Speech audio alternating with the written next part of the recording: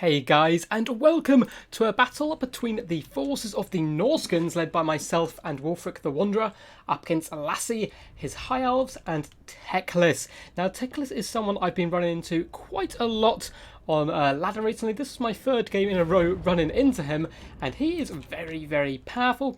A lot of people have been talking about pump wagons and all kind of the nasty greenskin stuff that has come to the table, but honestly, Teclis on his big arcane phoenix is an absolute monster to deal with, so hopefully this build will kind of show you something that is more than capable of bringing such a creature down. Now in our front lines we do have Marauders mixed in with one unit of Marauder Champions as well, just for a bit of extra damage dealing. The Marauders do a decent job tearing through Spearmen and so forth, and I was interested to see how they went up against the Silvering Guard, and I think Rangers will do a lot of damage back. It's going to be one of those situations where two damage dealers kind of just smack into each other.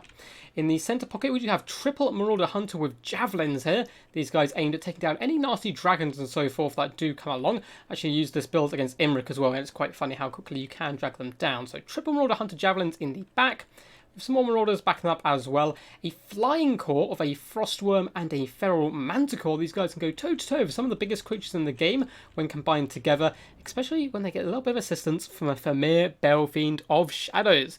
And it's a very important contingent of the army, coming in with Arcane Conduit, Scroll of Shielding to help protect Wulfric, of course, the Wyvern to lower armour and leadership, the Pendulum, which has always been fantastic up against High Elves, even pretty decent against the Silvering Guard despite their magic resistance, and enfeebling foe.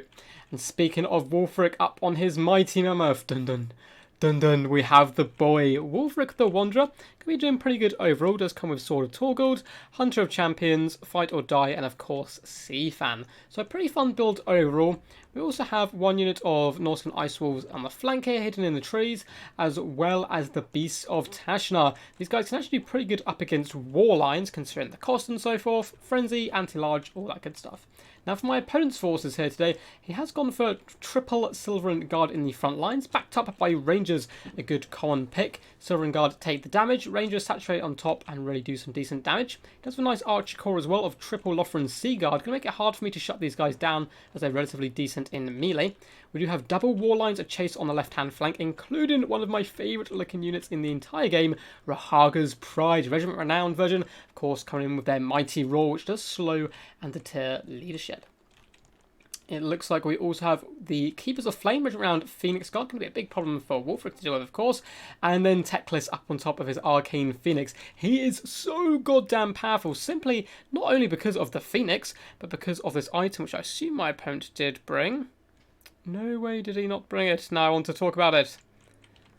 So he does have his magic sword now, which gives him a crazy amount of winds of magic. I'm not sure if my opponent actually brought it here, but he has come in with the Bound Fiery Convocation, which works fantastically well with the nets.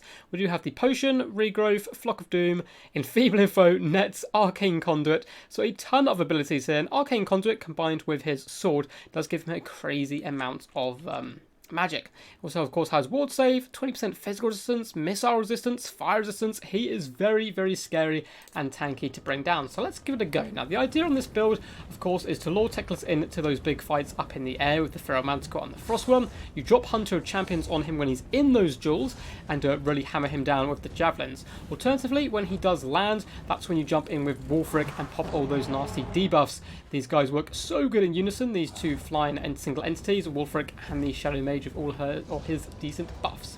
So I'm going to be moving around the flanks a little bit with our wolves. These ones standing a little bit static at the moment as we do push forward, both of each other, just kind of, eyeing up the opposition and looking at each other's builds. Marauder Champions going to be moving forward. Unfortunately, they are going to be taking the brunt of the damage here.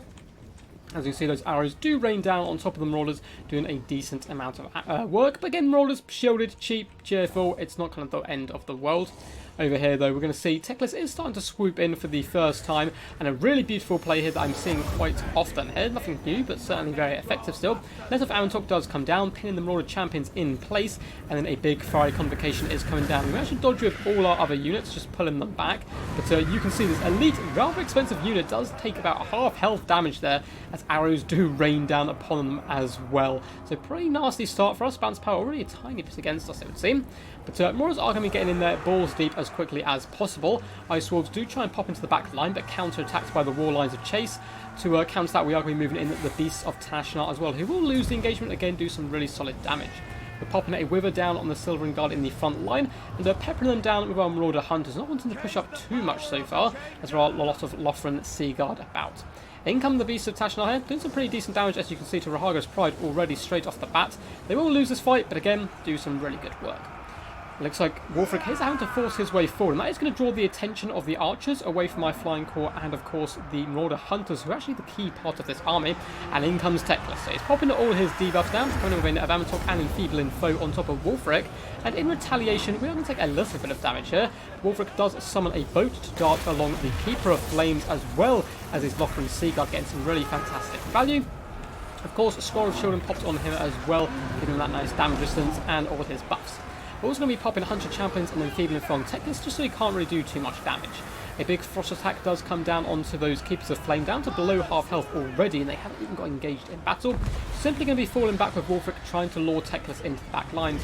Great Flock of Doom by my opponent, but there's nothing to follow this up with. I would have disengaged these rangers and tried hopping on here as quickly as possible, as Wulfric will happily duel Silver Guard. Yes, they're anti-large, but they still get thrown around quite a lot by the big monster, and with all this javelin support, they're certainly going to be feeling the burn.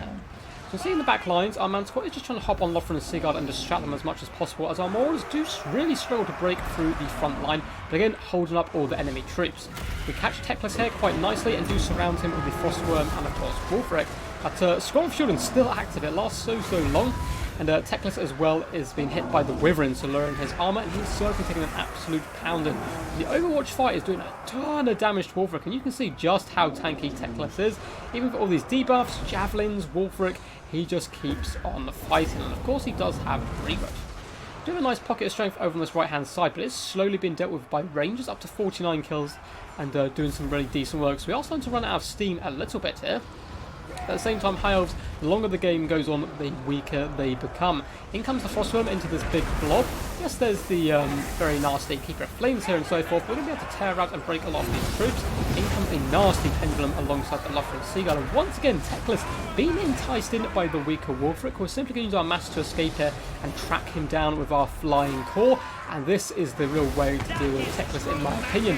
Frostworm plus Manticore, fighting him in the air can work pretty well. If your opponent does bring a dragon, you still have Hunter of Champions, of course, to assist, and triple javelins. You simply play quite defensive, and you know if your opponent spent that much money in the Air Force, your infantry game will certainly crump down the High Elves. Teclis getting completely surrounded here. It looks like some of his lines are darting in to try and save the day. We've even moved in here with the Familiar Belfiend, who can do some pretty decent work. Teclis desperately trying to escape here and waddle off to freedom. Looks like he's going to escape once more. But as you can see, the front line for the High Elves completely utterly shattered here, but at the same time, our Marauders looking very beat up. The Champion's still fighting the good fight, though, in the centre. Wulfric down to about 2,800 health, but he's going to get a little bit aggressive now, so we can hop on top of his Lothran Sea Guard. They don't have so much protection. Up in the skies, it looks like Teclis thinks he can win this duel here. Of course, he's going to be slowed down by the Frostworms. It's hard for him to escape. The long-range Hunter of Champions, like I don't see enough people do. They tend to only use it when Wulfric's nearby, but we do Hunter of Champions him, slowing him down to ensure he can't escape. Low melee defense and armor, and he easily gets tag teamed here by the Manticore Frostworm double team. Forcing off Teclis is certainly going to put us in the driving seat here.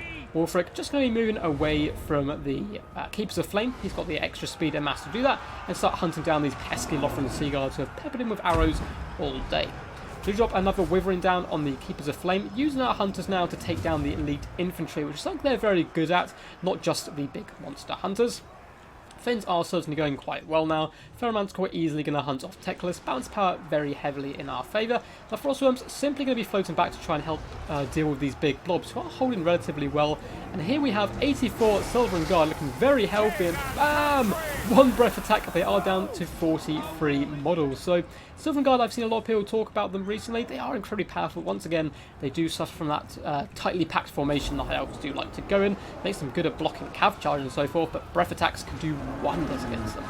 Wulfric's Sword of Torgold has been popped just to allow him to destroy everything even stronger, up to over 600 weapon strength there, and a nice Pyrrhic victory. So I hope you guys did enjoy that one. I've seen a lot of people struggling with Teclis, and I think he is incredibly powerful. Probably the most powerful High Elf Lord now, overtaking Alariel and all that good stuff. He just gets huge amounts of Wind's Magic, the Net and Fiery Convocation, of course, an old classic move, but the fact he can pop so many regrowths and nets can make him a really good partner as well for for a dragon. Overall, really nice build, did some decent work, and really made me, work hard for it. Getting a Pyrrhic victory, losing over 400 troops is unfortunately quite nasty for the Norscan tribespeople. However, this build, I think, has some serious teeth to it. The Frostworm and Ferromanticore can duel so effectively up in the air when assisted by the Hunter of Champions, the Familiar Balefiend as well, dropping all those debuffs, Wither being one of my favourites, as well as Enfeebling Foes, and the Marauder Hunters help take down those large threats. Even if he'd gone quite heavy with Dragon Princes and so forth, we can block them up with the Frostworm and the Manticore and allow the Javelins to do some decent work. But this does rely quite heavily on protecting that back line. But hopefully this, guys, did help you out, and yeah, hope you enjoyed. If you did, please do consider giving the video a big old thumbs up and subscribe if you haven't already. We do all kinds of Total War Warhammer content. We have an Imric campaign on running and a campaign coming this Monday, which should be some crazy good fun. We've got over like 20 players playing in it, so it's certainly going to be an absolute feast for you guys. Anyway guys, until next time, peace, and as always, stay awesome.